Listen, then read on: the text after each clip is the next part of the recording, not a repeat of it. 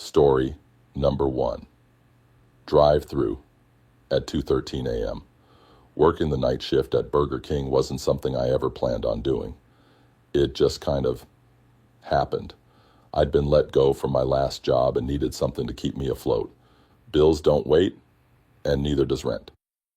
So when this 24-hour location down the highway said they needed overnight staff, I signed up. It wasn't so bad at first. Just me, a cook named Luis, and an old radio we weren't technically supposed to use. Most nights were dead quiet after midnight. A few late-night stoners, maybe a cab driver, sometimes a trucker, if they were desperate. But mostly, we'd stand around sipping flat soda, wiping down clean counters, and watching the clock crawl past 2 a.m. until it started. It was a Wednesday. I only remember because Wednesdays were inventory nights, which meant Luis would disappear into the freezer and I'd be alone at the counter at 2:13 a.m. I know the time exactly because I checked the register. I heard the ding of the drive-through sensor. That little ding that signals a car has pulled up to the order speaker. I blinked, surprised. We hadn't had a customer for nearly 2 hours. I leaned over and pressed the headset. "Welcome to Burger King. How can I help you?" Silence. I waited. Sometimes people fumble with their wallets or talk to someone next to them before ordering. I gave it a few seconds. Still, nothing. "Hello?" I tried again, softer this time. "Can you hear me?" The speaker crackled faintly. Then, in a low, calm voice, a woman said, "Whopper, no pickles, medium fries, Coke, no please, no emotion, just flat." I read the order back and she confirmed with a short, "Yes." I told her the total and waited for the car to roll forward to the window. Only, it didn't. The camera feed showed the car, an older black sedan, still sitting at the speaker. I waited another minute, then leaned out the side window to look. I could just barely see the red glow of taillights. The car was still there. "Ma'am, you can pull forward," I said into the headset. No response. I waited, then sighed and called out to Luis.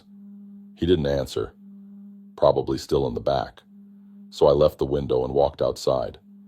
It was cold, quiet, the kind of silence you only hear after midnight, where the air feels heavier, somehow. I rounded the corner. The drive-through lane was empty. No car, no sound, no taillights, just the speaker box and the still night air.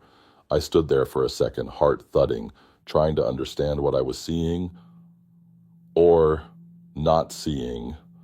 The sensor had dinged. I'd heard a voice, an order, but the lane was empty. I walked back inside.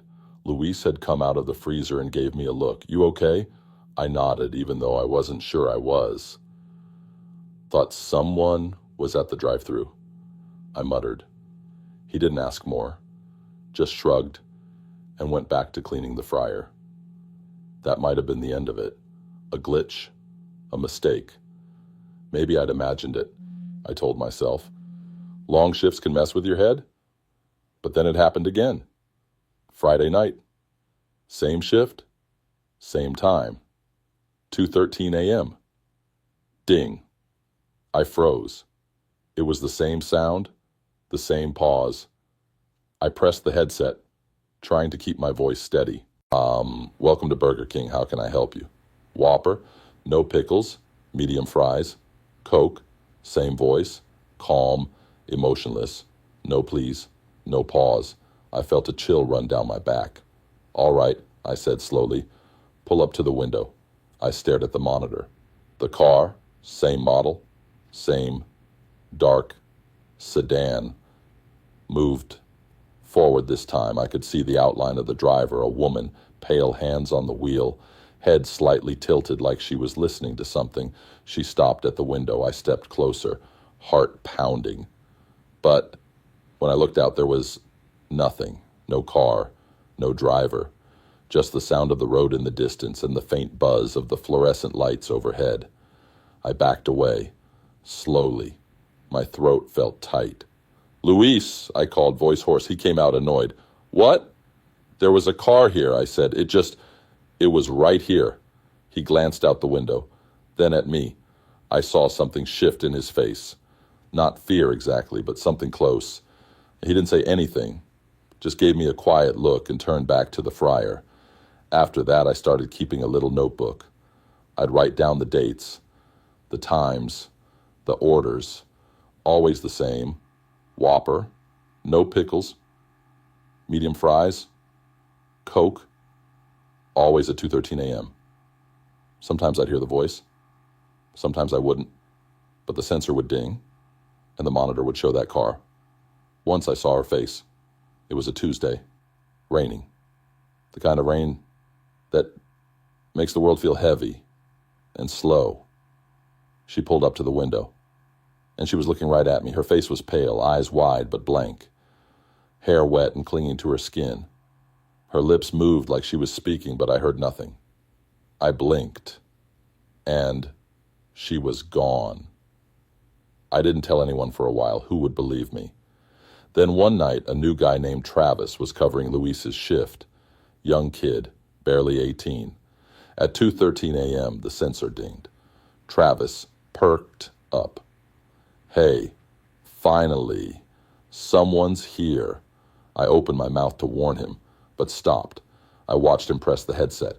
"Welcome to Burger King. How can I—" He paused, his brow furrowed. Whopper, no pickles. Medium fries, Coke," he repeated slowly. His voice was shaking now. He turned to me. "Dude," she said my name. I stood there, heart frozen in my chest. She said, "Hello, Travis," then gave the order. How did she know my name? I didn't answer. We both stared at the monitor. The sedan pulled up, slower this time, like it was drifting more than driving. Travis moved toward the window. "Don't," I said. He stopped, looked at me. "She's not there," I said quietly. "She's never there." He frowned, opened the window anyway. Rain blew in, cold air. Nothing else. He shut it, backed away. Neither of us spoke for the rest of the night. After that, he quit, just stopped showing up. Luis didn't act surprised when I told him. "Some things don't want to be figured out," he said one night, wiping his hands on a towel. "Best to leave them alone." I started dreading the shifts, watching the clock tick closer to 2:13. I stopped answering the drive-thru. Just let the sensor ding. Watched the car appear, watched it fade. But then something changed. Last week I came in early for a shift change. The day manager pulled me aside. "Weird thing happened last night," she said. "Our system shows an order at 2:13 a.m., but no sale was made. Drive-through recorded audio. She played it for me. It was her voice, not the woman's. Heron, except she never worked nights. She swore she hadn't been there. I left early that night. I told them I was feeling sick, but I didn't sleep. I sat in my car outside the store, watched the lot, watched the lights. At 2:13 a.m., the drive-through speaker buzzed on. Static. Then that voice. Software. Calm. Whopper. No pickles. Medium fries. Coke. I didn't speak. Didn't move. Then came something new. The voice paused, then said, "You shouldn't be here." I don't work there anymore. I didn't quit officially. Just stopped showing up, like Travis. Sometimes I drive past late at night, just to see. The store lights are still on. The lot is empty. And every time, right around 2:13 a.m., the drive-through speaker comes alive. But I don't stop. I don't even slow down. Because last night, when I drove by, the order printed out on my old receipt roll. It was waiting on my doorstep when I got home. Wet, crumpled, same order, different message beneath. We remember you. Story number 2. The burned order ticket. It's funny how some jobs leave a smell on you. You walk out thinking you're done, but the scent stays. Grease, salt, that weird chemical cleaner smell that clings to your clothes no matter how many times you wash them. I worked at Burger King for a little over a year. Night shift mostly. I liked it quiet. No customers breathing down your neck, no kids screaming over ketchup packets, just the soft buzz of the lights, the hum of the fryer, and the occasional late night weirdo rolling through the drive-thru. I was the one who prepped the kitchen after close, restocking, wiping everything down, shutting machines off.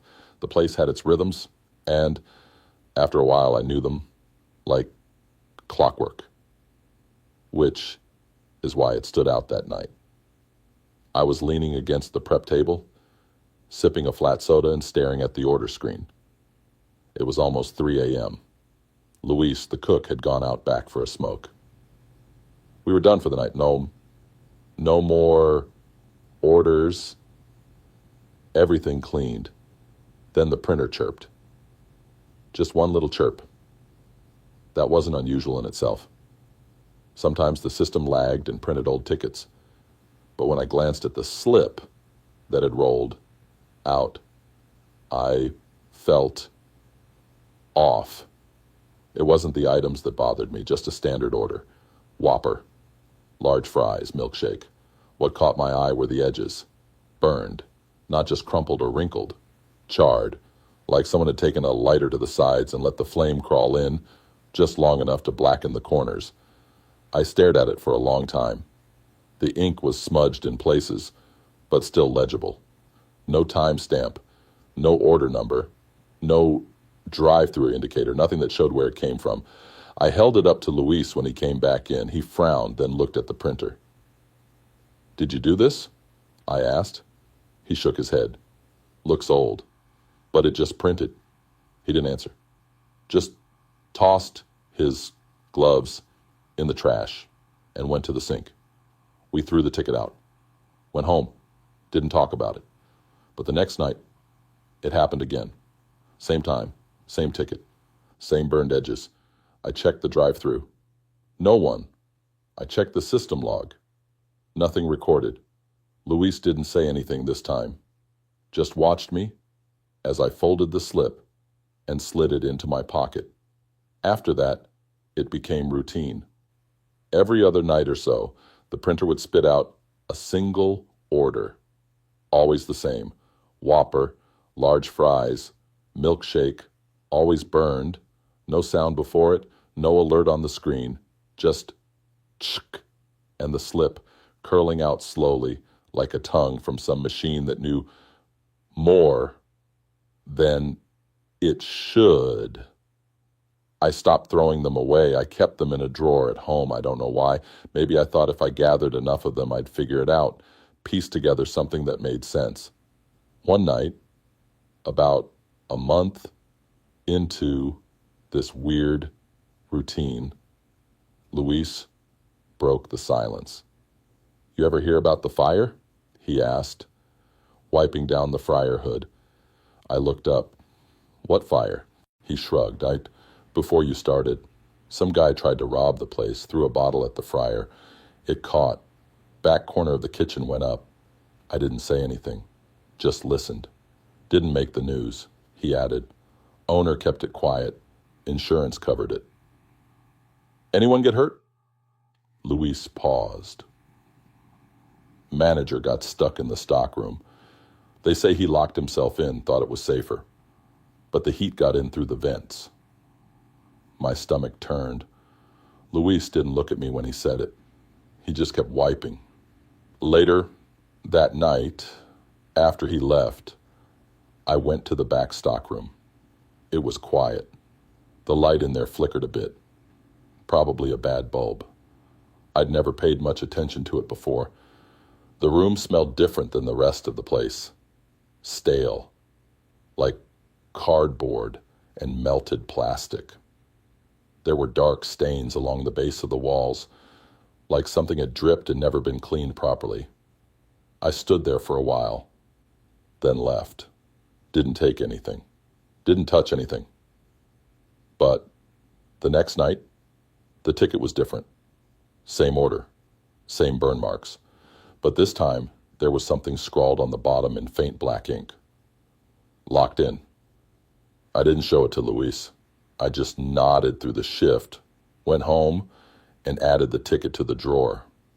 The next few nights, the messages kept coming. Hot, can't breathe, still here. They weren't printed. They were written, like someone took a pen and scribbled just before the paper curled out of the machine. I thought about quitting, but I didn't.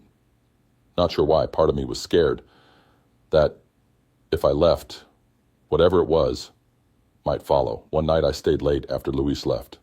I turned off the lights, sat at the prep table, and waited. The clock ticked past 2:59 a.m.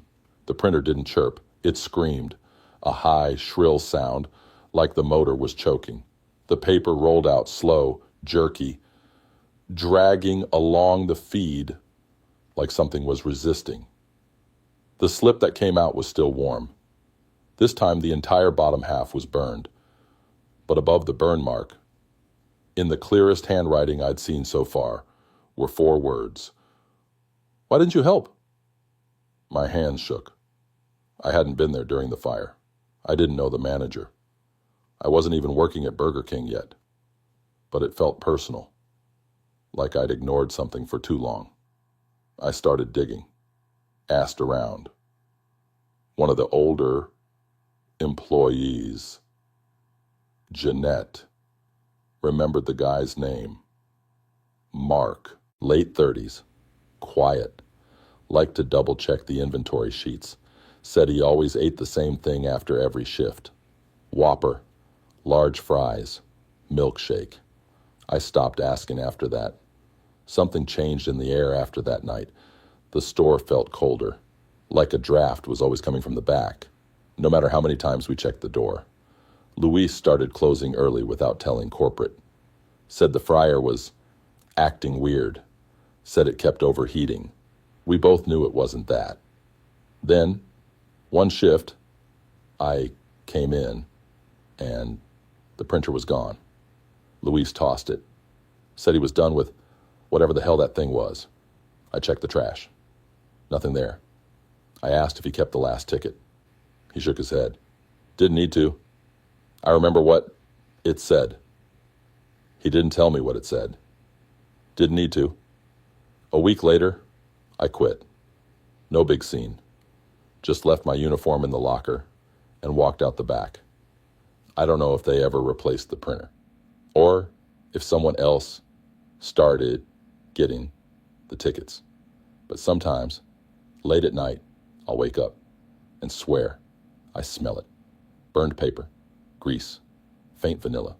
And once, just once, I found something slipped under my front door. Not a letter, not a threat, just a receipt. Faded, smudged, the edges burned. The order was the same, but at the bottom, someone had written, I waited. Story number 3. The Screamer. In the bathroom. I started working at Burger King when I was 19. It wasn't my dream job or anything.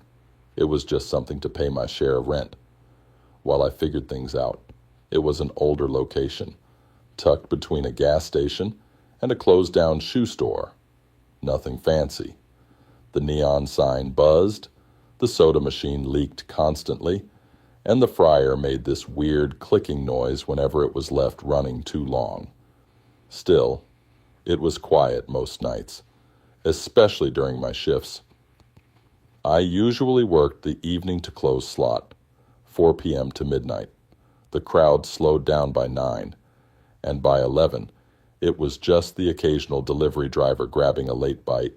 That left a lot of time to clean, wipe tables, mop the back, refill sauces. Nothing exciting. Just quiet, repetitive tasks. I didn't mind it. But the women's bathroom always creeped me out a little. At first, I chalked it up to the bad lighting.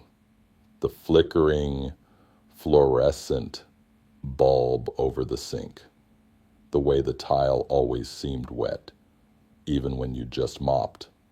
The mirror was old and had this patch in the corner where the silver had peeled away, leaving a dark, rust-like smudge. I didn't go in there unless I had to, but I started noticing something strange after my second week. It was always during closing. I'd be wiping down the counter or checking the trash, and I'd hear it. Faint, but clear. Crying. From the bathroom. Soft, drawn-out sobs. Not loud. Just steady. Almost like someone trying hard to keep quiet, but still falling apart. The first time I heard it, I thought maybe a customer had locked themselves in. Someone upset, or having a bad night. I walked to the door and knocked lightly.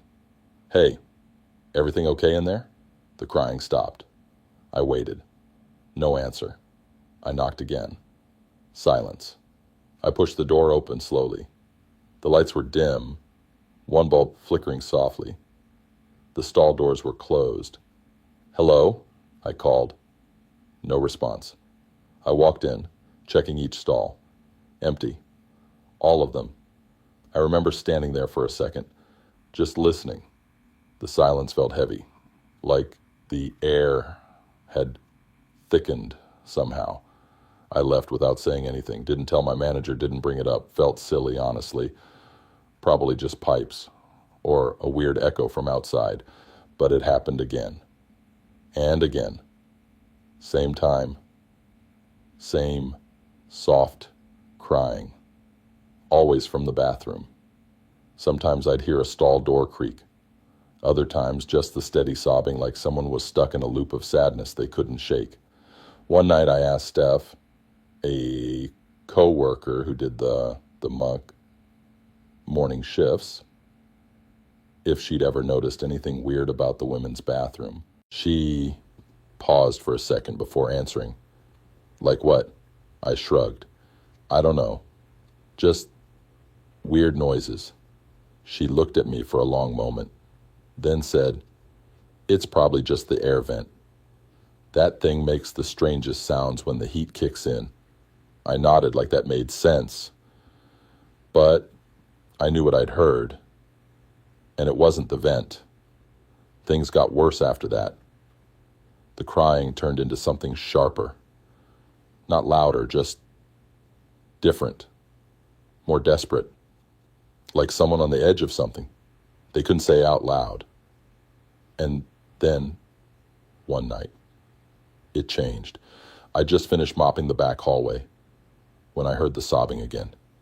I set the mop aside, heart already sinking. This time, though, there was something else. A whisper. Just one word. "Please." I froze. It was so faint I almost thought I imagined it. But then it came again. "Please." Drawn out, like a breath clinging to the word. I walked to the bathroom door and placed my hand on it. My fingers felt cold, damp. I hadn't noticed the air conditioner running. I opened the door slowly. The lights were dim again. The flickering had gotten worse, almost rhythmic. And then I heard it. Not crying, not whispering, screaming. It came from the far stall, high-pitched and raw, like someone being pulled apart. I didn't move, didn't run. I just stood there staring at the stall door, feeling my heart thud against my ribs. The scream cut off like someone hit a switch. Silence. Then, footsteps. Light. Barefoot. They moved stall to stall. Slow and deliberate. As if checking. I backed out, my hand still on the door. And then the lights blinked once, hard. When they came back on fully, I was already outside the bathroom. I didn't go back in that night. Didn't clean. Didn't mop. Just waited until my shift ended and left. After that, I avoided that hallway altogether unless I had to do trash runs. And even then, I kept my AirPods in, music loud, head down. But it didn't help, because the sound started bleeding into other parts of the store. Late one night, while I was refilling cups, I heard the scream again. Not from the bathroom, from the speaker by the soda machine. Just for a second. Then static. Then silence. I turned off the machine, stood there, waiting. Nothing. I went home that night and didn't sleep. Steph quit the next week. Said she got a job at a daycare. Smiled like everything was normal. But when I hugged her goodbye, she whispered in my ear, "Don't let her follow you home." I don't know what she meant. I think about that a lot now. I work mornings, new location, cleaner, brighter. But I still check the bathrooms before I leave. Every time, even though I know it doesn't matter. Because last night when I was brushing my teeth, I heard it. Faint, behind the bathroom mirror. That soft, hopeless whisper. Please. And the sound of someone crying just below the surface. Just. Story number 4. The coworker with no reflection. I used to think working the night shift would be easy money. Quiet hours, fewer customers, no manager breathing down your neck. Just keep the place clean, take a few late night orders, and get through till morning. For a while, that's exactly what it was. I worked the overnight shift at a Burger King off the highway. It wasn't the nicest location, but it had its charm. A couple of old booths with ripped cushions, a soda fountain that sputtered if you hit the wrong button, and lights that hummed just loud enough to remind you were still awake. It was mostly just me and Luis, the cook. We got along fine. Luis liked to talk about old movies, and I liked to listen. We had a rhythm. Then one night, our manager told us we were getting a third person on nights, said corporate wanted more coverage, whatever that meant. She said his name was Devin, transferred from another store. Quiet guy. Hard worker. He showed up the next night. Early, actually. I was restocking straws when I saw him standing just outside the glass door. Just waiting. Not knocking. Not checking his phone. Just standing still. I walked over and opened up. "You must be Devin," I said. He nodded once, stepped inside without a word. He was tall, pale, hair cut short and neat, eyes dark, maybe brown. Hard to tell in that lighting. He didn't smile, but he wasn't rude either. Just quiet. Luis shook his hand and went back to prepping the fryer. Devin didn't ask many questions. Didn't need help figuring out where things were. He moved like someone who'd done this 100 times. Almost too smoothly. I remember thinking it was strange, but not in a bad way. Just efficient. Efficient and quiet. A few nights passed like that. Then one night, I noticed something odd. I was in the walk-in freezer grabbing more patties. The metal door has this small rectangular window near the top. Most people ignore it. But I always catch my reflection when I open it. Just a quick glimpse of my face in the stainless steel. That night, I saw myself. And behind me, Devin. He was standing by the shelves, maybe 10 feet away, only he wasn't in the reflection. I turned around fast. He was still there, standing just like I saw, arms at his sides, staring at the shelves like he was looking for something. I looked back at the door's window. Just me, no Devin. I blinked a few times, wiped the window with my sleeve, and looked again. Still just me.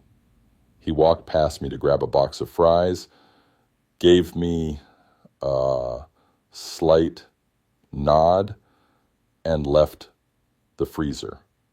I didn't say anything. I figured maybe the light was weird, or maybe I just missed it. Happens, right? But it didn't sit right. The next night I tested it. We were cleaning the counter area, and I angled the small mirror on the soda machine to catch our reflections while we worked. I saw myself wiping down the surface, but not him. He was right next to me, close enough to hear him breathing. Still, no reflection. I turned to look at him. He didn't seem to notice anything, just kept wiping in slow, steady circles. I didn't say a word, not then. But something in me started watching him more closely after that.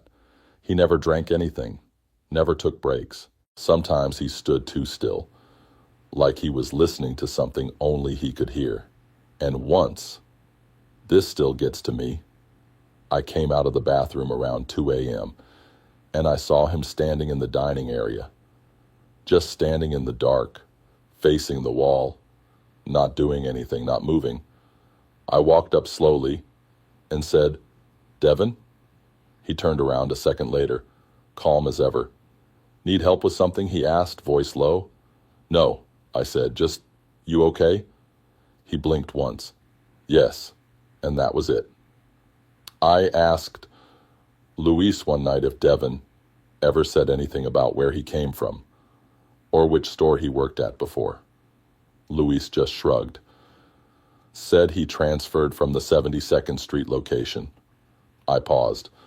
"There is no 72nd Street location?" Luis frowned. "Yeah, there is. Or there used to be." "Used to be?" He nodded. "Burned down. A few years ago, I think. Electrical fire or something." I felt something cold move across my chest. The next night, I checked the employee system. Pulled up his name.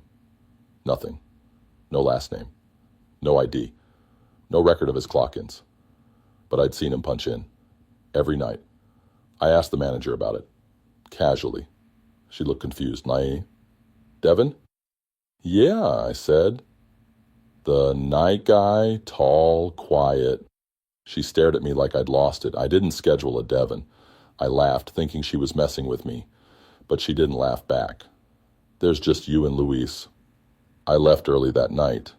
Didn't sleep. The next evening I showed up to work, heart pounding, palms damp. I didn't want to see him again, but I had to know.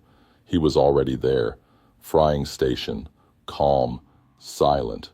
I didn't say anything. I just watched.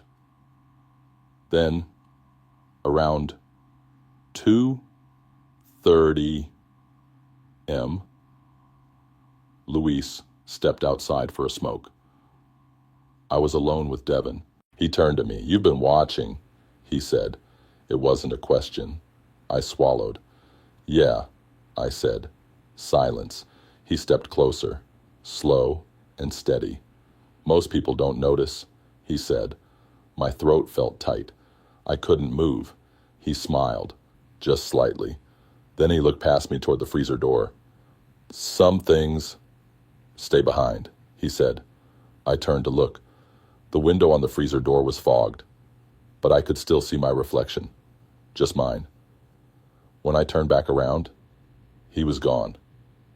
Not walked away. Gone. The fryer was still sizzling. The back door was still locked. I searched the whole place. Nothing. I didn't tell Luis. Didn't tell anyone. The next morning, I went back into the system. His name was there. Just for a second. Then it disappeared again. I still work night shifts sometimes, but I keep my head down now. I don't look too closely at reflections. And when I hear footsteps behind me, I don't always turn around. Some things are better left unseen. Story number 5. The customer who knew too much. I've worked the front counter at Burger King for about a year now. It's not bad. The pay is what you'd expect, but the hours are decent, and the late shifts are usually quiet. I actually like the slow ones. Less talking, more time to just think. It's the kind of job where things start to feel the same, day in and day out. Same beeps from the fryer, same soft hum from the soda machine, same routine chatter from customers ordering the usual. You get to know the regulars, the night security guy who always gets 2 Whoppers and a black coffee, the college kids who come in half drunk after a party, the older woman who only eats fries 5 at a time, never speaks. You notice patterns. So when someone new walks in, especially this late, they stand out. It was a Tuesday. I remember because it was my 3rd shift in a row, and I was already counting down to Friday. We were dead after 10:30, so I'd started cleaning the ketchup pump behind the counter. The place smelled like old oil and bleach. I was half listening to a true crime podcast on my phone when I heard the door chime. It wasn't rushed or aggressive like most customers.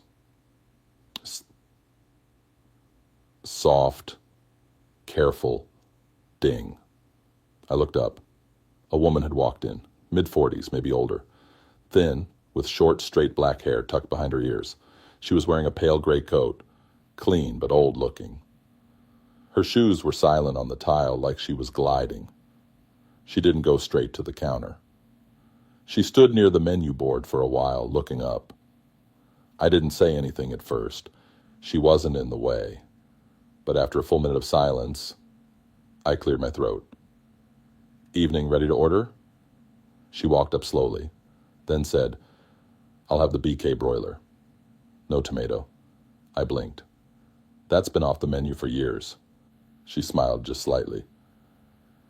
"I know." There was something about her voice, low even, like someone reading from a page. I hesitated. "Sorry, we don't have that anymore." She didn't go to the soda machine, just held the cup in both hands and looked around the restaurant slowly. Then she said, "You're Ethan." I froze. I hadn't told her my name. There was no name tag. I'd lost mine weeks ago and never got a replacement. I gave a small, awkward laugh. Yeah." She nodded. "You're 23. You moved here from Dayton. Your dad's name is Marcus." I didn't speak. My hands felt suddenly cold, even though the heater near the counter had been running all night. "Do I know you?" I asked. She didn't answer right away. Then, softly, she said, "Not yet." I stared at her. Her expression didn't change. No smile, no blink, just calm. After a moment, she turned and walked to the far booth by the window. She sat down and faced the door, not eating, not drinking, just sitting, with that cup in her hands. I tried to shake it off. Maybe she looked me up online somehow. Maybe it was a weird prank. But there was something else, something I didn't want to admit yet. She looked familiar. Not in a specific way. More like a shadow in the corner of your eye that you've seen before but never turned to face. I pretended to keep cleaning, but I kept glancing at her. She didn't look at her phone, didn't move, just stared straight ahead. Calm. Still. After 10 minutes, she stood and walked back up to the counter. She placed the empty cup gently on the tray return, and then quietly said, "Don't drive home tonight." That's all. I opened my mouth to respond, but she was already walking out the door. The chime sounded soft again, and she was gone. I didn't go home that night. I don't know why I listened to her, but I texted Luis, asked if I could crash on his couch. He said sure. No questions asked. I drove over and spent the night watching late-night TV while Luis snored in the next room. The next morning, I checked the news. There'd been a crash. Black sedan, drunk driver, same route I usually took home. Same time I would have been on that road. I told myself it was coincidence, that she didn't know anything, that it was just a weird moment. But I couldn't stop thinking about her face, the calmness, like she was waiting for something or someone. A week passed. Nothing happened. Then one night, just after 11, she came in again. Same coat, same soft steps, same cup of water. She sat at the same booth. Didn't speak to me this time. Didn't look around. Just watched the door. I thought about going up to her, asking who she was, how she knew my name. But I didn't. I was afraid of what she'd say. She came in 3 more times that month. Never ordered food. Always sat in the same place. Sometimes she'd stay an hour.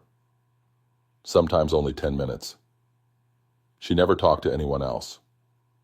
Just once. To me. It was the last time I saw her. She walked up to the counter, placed her cup down gently, like always, then handed me a small piece of receipt paper.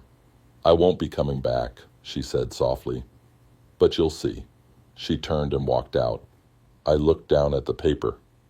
There was a date. 4 days from now. And a time. 9:42 p.m. That was it. I didn't tell anyone. Didn't show Luis. I folded it and kept it in my wallet. When the night came, I got to work early. My hands were shaking the whole shift. At 9:42 exactly, the door chimed.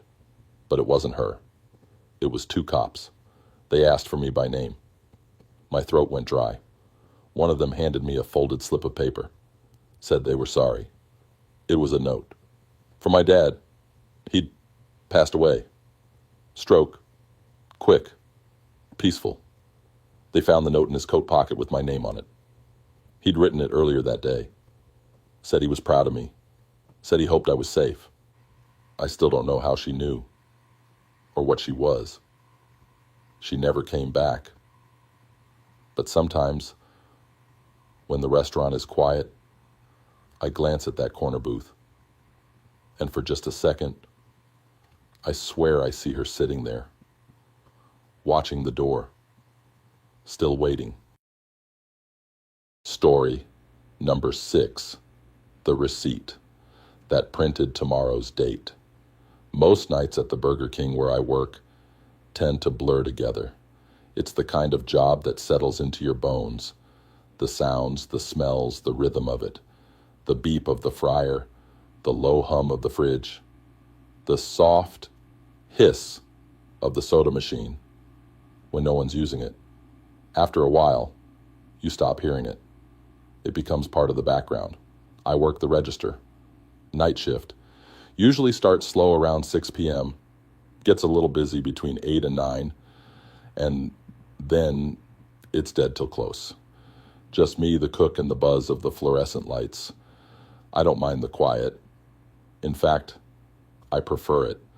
No customers, no noise, just peace. Sometimes I'll lean against the counter, drink a lukewarm Sprite, and let my thoughts drift. It was one of those quiet nights when it happened. Just before closing, a man came in, maybe 10:45. We close at 11. He didn't look out of place. Black hoodie, jeans, quiet, footsteps. His face was forgettable, honestly. Not rude, not friendly, just there. He walked up to the counter and ordered a small coffee. Nothing else. I rang it up, handed him the cup, and printed the receipt like always. And that's when I noticed it. The date at the top of the receipt. Not today's date, tomorrow's. I blinked, looked again. Not just the date, the time too. 10 minutes ahead, 10:55 p.m. I glanced at the wall clock. It was 10:45, exactly. I tore the receipt off the machine and checked the system settings. Sometimes the register resets weird after a power outage or time change, but everything looked normal. I looked back at the man. He was already at the soda station pouring cream into his coffee. I thought about saying something, but I didn't. I tossed the receipt in the trash and went back to wiping down the counter. 10 minutes later, he was gone. Didn't say goodbye. Didn't take a lid. Just walked out, coffee in hand, quiet as he came. I didn't think much of it after that. Weird tech glitch, maybe. The next night, he came back. Same time, same order, small coffee, same exact way he said it too. Not a single word different. I hit the register. Another receipt printed. Tomorrow's date. And again, the time on the receipt was 10 minutes ahead. I didn't say anything. But this time, I kept the slip, folded it, and put it in my back pocket. He took his coffee and left, like before. No eye contact. No words. The paper stayed warm in my pocket longer than it should have. The third night, he didn't show up, but the receipt did. I was behind the counter, no one else in the lobby, and the printer started whirring on its own. Just one slip. I walked over slowly. Same thing. Tomorrow's date. 10 minutes into the future. This time, the total was $0.00. And under it, where the thank you message usually was, it read, "We'll be in touch." I stood there for a long time. I didn't hear the fryer. I didn't hear the fridge. Everything felt muted, like sound had folded in on itself. I didn't sleep much that night. The next day, I checked the system logs. There was no transaction recorded at that time. No customer name, no product ID, nothing. I even asked our manager if she'd updated the POS software recently. She just looked confused. We haven't touched that machine in months. I stopped asking after that, but I kept the receipts. There were more over the next week. Not every night, not always the same total, but always tomorrow's date, and always 10 minutes into the future. One time, the receipt printed before anyone walked in. 9 minutes later, a woman came through the door, ordered exactly what the slip said. Spicy chicken junior, no mayo, small fries, water. I hadn't seen her before. She didn't look surprised when I handed her the food without asking. Just nodded and left. That's when I realized the receipts weren't errors. They were warnings or predictions. I wasn't sure which, but it wasn't random. One night, the slip printed just before close. It had my name on it. Order, Ethan, large Coke, drive safe. I hadn't told the system my name. It doesn't register that. It never has. I don't drink Coke, and I wasn't planning on driving anywhere. But when I got to my car after close, there was a bottle of Coke sitting on the driver's seat. The doors had been locked. I stood there staring at it for a long time. I didn't touch it. Just went back inside and waited till sunrise. That was a month ago. I still work here. I don't really know why. I've stopped checking the receipts during my shift. I let them print one by one and stack them in a drawer under the counter. Some nights there are none. Some nights there are 5. The cook doesn't ask questions anymore. We don't talk about it. Last night, something changed. The receipt didn't have a time, just the word, tonight. And below it, the address of my apartment. I didn't go home. I drove around for hours until the sky started turning blue. When I finally did go back, my door was locked.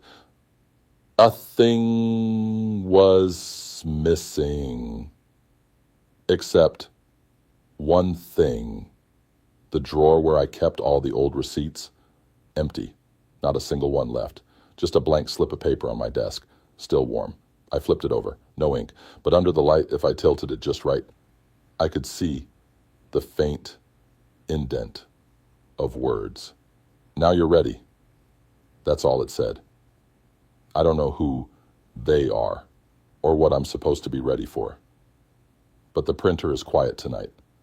And I don't know if that's better or worse. If that story gave you chills, don't forget to like the video and subscribe to the channel for more creepy tales just like this. Make sure to check out the videos appearing on your screen right now. You won't want to miss them. And hey, If you've ever had a strange or unexplained experience, share it in the comments below. I'm always watching,